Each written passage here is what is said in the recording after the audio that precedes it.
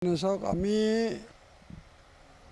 অসমৰ ছয় জনগোষ্ঠীসকলৰ যিটো সমস্যা তেওঁলোকৰ যিটো জনজাতিকৰণৰ সমস্যা তেওঁলোকৰ লগত আমি আলোচনা কৰিছিলোঁ আৰু আলোচনা মৰ্মে আমাৰ এটা দলৰ সিদ্ধান্ত আছে যে আমি এইটোত আমি পূৰ্ণ সমৰ্থন আমি আগবঢ়াইছিলোঁ আৰু সেই সমৰ্থন আগবঢ়াৰ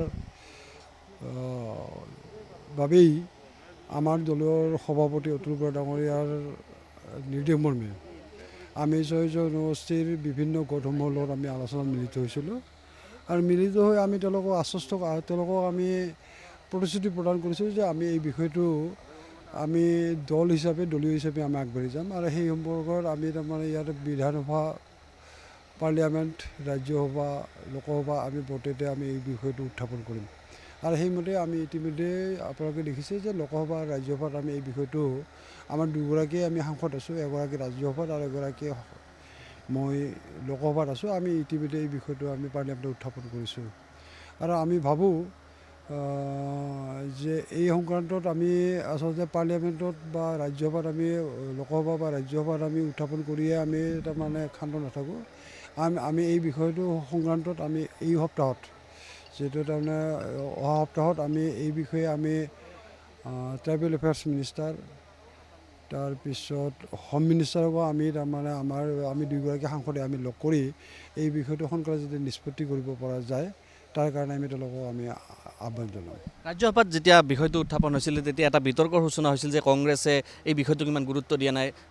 আপোনাৰ বিজেপিৰ তৰফৰ পৰা আমি দেখিছিলোঁ যে প্ৰতিক্ৰিয়া দিছে যে কংগ্ৰেছে জনজাতিকৰণৰ সন্দৰ্ভত বিষয়টো যি ধৰণে গুৰুত্ব দিব লাগে বা গুৰুত্বই দিয়া নাই এই ধৰণৰ কথা বতৰা ওলাইছিল। এই বিষয়টোৰ ওপৰত মই মন্তব্য নিদিওঁ। এই বিষয়টো যে তেওঁলোকৰ দলীয় কথা দলীয় বতৰা সেই কথাটো কথা নাই, কিন্তু আমি এই বিষয়টো লোকসভাৰ মজিয়াত ৰাজ্যসভাৰ মজিয়াত যেতিয়া আমাৰ সাংসদ বীৰেন্দ্ৰ প্ৰসাদ বৈশ্যই উত্থাপন কৰিছে তেতিয়া এটা ৰাজ্যসভাত এটা হুলস্থুলীয়া পৰিৱেশৰ সৃষ্টি হৈছে। এই হুলস্থুলীয়া পৰিৱেশৰ মাজতেই আমাৰ সাংসদগৰাকীয়ে এই বিষয়টো উত্থাপন কৰিছিল। গতিকে এইটো কংগ্ৰেছে তাৰে আমাৰ অসমৰ বা কংগ্ৰেছ দলে যদি বিষয়টো তেওঁলোকে সমৰ্থন আগবঢ়ালেহেঁতেন, সমৰ্থন থাকিলে তেওঁলোকে আচলতে তেতিয়া সেই মুহূৰ্তত অন্তত বিষয়টো উত্থাপন কৰাৰ সময়ত তেওঁলোকে হুলস্থুলীয়া পৰিৱেশ এটা সৃষ্টি নকৰা হ'লে আমি তাৰমানে সুখী হ'লোহেঁতেন।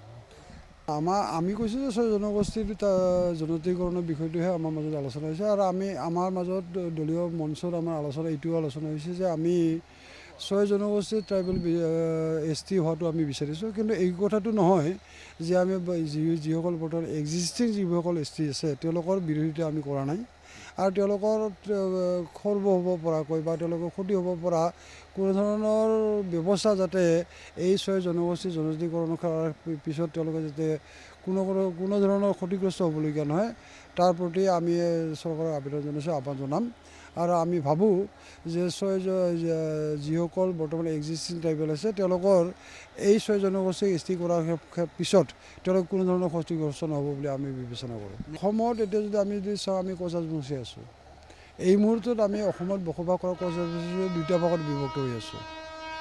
এতিয়া ইয়াত আমি অবিভক্ত গোৱালপাৰা জিলাত যিসকল আমি কোচ ৰাজবংশী আছোঁ তেওঁলোক হৈছে MOBC আৰু এই অবিভক্ত গোৱালপাৰা জিলাৰ বাহিৰৰ অসমৰ বাকীকেইখন জিলাত কোচ ৰাজবংশীসকল OBC।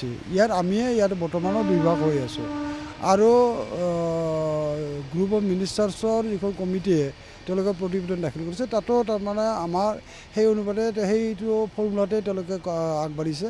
কাৰণ ইয়াতে অবিভক্ত গোৱালপাৰা জিলাৰ যিখিনি কোচ ৰাজবংশী আছে তেওঁলোকক STP হিচাপে প্লেন্স হিচাপে তেওঁলোকে অভিহিত কৰিব বিচাৰিছে। আনহাতে আনহাতে গোৱালপাৰা ডিষ্ট্ৰিক্টৰ বাহিৰত যিসকল ST আছে কোচ ৰাজবংশী আছে তেওঁলোকক ST ভেলী হিচাপে তেওঁলোকে অভিহিত কৰিব বিচাৰিছে। গতিকে ইয়াত এতিয়া তাৰমানে পূৰ্বৰ যিটো ইয়াতে আমাৰ ৰাজবংশীসকলক দুইভাগ হৈ আছোঁ আমি একেধৰণে তাৰমানে নতুন গ্ৰুপ অফ মিনিষ্টাৰ যিটো প্ৰপ'জেল দিছে তাতো তেনেদৰে দুইভাগ কৰিছে। তেওঁলোকে অনুভৱ কৰিছে যে আমি আনহাতে গোৱালপাৰা ডিষ্ট্ৰিক্টৰ যিসকল কোচ ৰাজবংশী লোক এতিয়া আমি অধিক বেকৱাৰ্ড অধিক তাৰমানে পিছপৰা এই কথাটো বৰ্তমানৰ গ্ৰুপ অফ মিনিষ্টাৰ্ছেও বুজিছে, চৰকাৰখনে বুজি পাইছে আৰু সেইকাৰণে হয়তো আমাক তেওঁলোকে ST প্লেন হিচাপে অভিহিত কৰিব বিচাৰিছে। আনহাতে বাকী অসমৰ বাহিৰৰ যিকেইখন জিলা আছে অসমৰ গোৱালপাৰা জিলাৰ গোৱালপাৰা জিলাৰ বাহিৰৰ যিকেইখন জিলা আছে সেইসকলৰ ST তেওঁলোকে অলপ আমাতকৈ অলপ আগবঢ়া বুলি বিবেচনা কৰিছে। সেইকাৰণে হয়তো তেওঁলোকে তাত STV হিচাপে তেওঁলোকে ভেলী হিচাপে তেওঁলোকে অভিহিত কৰিব বিচাৰিছে। এই অঞ্চল ভিত্তিবৰ্ষ যেতিয়া যেতিয়া বিলখন উত্থাপন হ'ব বা বিলখন পাছ হ'ব তেতিয়াই এইটোৱেই ভিত্তিবৰ্ষ হ'ব। এটা তাৰ আগৰ ভিত্তিবৰ্ষটো হ'ব নোৱাৰে বস্তুটো বিলত তেওঁলোকে যিসকল পশ্চিমবংগৰ পৰা আহিছে বা তেখেতসকলে ইয়াতে ইয়াতে অসমৰ যিসকল স্থায়ী বসবাস কৰি আছে তেওঁলোকে পশ্চিমবংগৰ পৰা বাংলাদেশৰ পৰা এইটো কথাটো নহয়। কথাটো হৈছে আজিৰ দিনটোত অসমত যিসকল কৰ্মচাৰী সম্প্ৰদায়ৰ লোক আছে তেওঁলোকেহে ইয়াৰ পৰা সা সুবিধাখিনি পাব। কালিলৈ যদি কৰ্মচাৰী আহে তেওঁলোকে সেই সুবিধা পাই ল'ব সেইটো পিছৰ কথা। কিন্তু যিসকল কৰ্মচাৰী স্থায়ীভাৱে বসবাস কৰি আছে তেওঁলোকে এই সুবিধা গ্ৰহণ কৰিবৰ কাৰণে সক্ষম হ'ব। অনানুষ্ঠানিকভাৱে দুই একৰ লগত এটা আলোচনা হৈছে। মই আলোচনা নহ'ব বুলি মই নকওঁ বস্তুটো, মই সেইটো ঠিক কাৰণ মই দলৰ নেতৃত্বত নাই। কিন্তু মই ভাবোঁ যে বোলে নিৰ্বাচনত আমি এইবাৰ অসমত আমাৰ NDA থাকিব। আমি NDA এটা অংশীদাৰ দল, গতিকে NDA থাকিব। আৰু NDA থাকিলে যিহেতু আমি NDAত আমি ইয়াতে অসমত 3টা পাৰ্টি আছোঁ, আমাৰ মাজত চিট শ্বেয়াৰিঙৰ বিষয়টো আলোচনা হ'ব। আৰু মই ভাবোঁ যিহেতু মাৰ্চ এপ্ৰিলৰ ভিতৰতে ইলেকশ্যনটো সমাপন হ'ব, গতিকে মই ভাবোঁ যে জানুৱাৰী মাহৰ ভিতৰতে এই যিটো চিট শ্বেয়াৰিং এই চিট শ্বেয়াৰিঙৰ বিষয়টো নিষ্পত্তি কৰিবলৈ সমাধান হ'ব লাগিব। বঙাইগাঁও সমষ্টিটো অগপৰ দখলত থাকিব 26ত। এইটো নিশ্চিতভাৱে যিহেতু বঙাইগাঁও সমষ্টিটো আপোনালোকে চাওক বস্তুটো যে 1985 চনৰ পৰাই এতিয়ালৈকে 9বাৰ নিৰ্বাচন হ'ল বিধানসভাৰ এই সমষ্টিটোত। আৰু 9বাৰ নিৰ্বাচনতে আমি অসম গণ পৰিষদ দলে নিৰ্বাচনত অৱতীৰ্ণ হৈছোঁ আৰু 9বাৰেই আমি জয়ী হৈছোঁ। গতিকে অসমত 126টা সমষ্টিত আছে। 126টা সমষ্টিৰ একমাত্ৰ বঙাইগাঁও সমষ্টিটোৱে আছে যিটো সমষ্টিত অসম গণ পৰিষদ দলৰ প্ৰতিষ্ঠা কালৰ পৰাই ইয়াত আমাৰ অসম গণ পৰিষদৰ প্ৰতিনিধি নিৰ্বাচিত হৈ আছে। গতিকে এইটো চিট তাৰমানে অসম গণ পৰিষদে নোপোৱা কথাটো হ'বই নোৱাৰে। অসম গণ পৰিষদে এই সমষ্টিটো অসম গণ পৰিষদে থাকিব। আৰু এই বিষয়টো মই ভাবোঁ ভাৰতীয় জনতা পাৰ্টীৰ যিসকল নেতৃত্ব আছে তেওঁলোকেও এই কথাটো বিবেচনা কৰিছে বা তেওঁলোকে নিশ্চয় এই ক্ষেত্ৰত তেওঁলোকে সহমত পোষণ কৰিছে। বঙাইগাঁৱত কথাটো এতিয়া আজিৰ দিনটো নকওঁ, যিহেতু চিট শ্বেয়াৰিং হোৱা নাই, চিট শ্বেয়াৰিঙৰ আলোচনা বিলোচনা হোৱা নাই। আলোচনা বিলোচনা হ'লে এই কথাটো আমি নিশ্চয় ক'ব পাৰিম। কিন্তু মই এই কথাটো কওঁ যে বঙাইগাঁও জিলাত অসম গণ পৰিষদ দল আন ৰাজনৈতিক দলবিলাকতকৈ শক্তিশালী স্থিতিত আছে।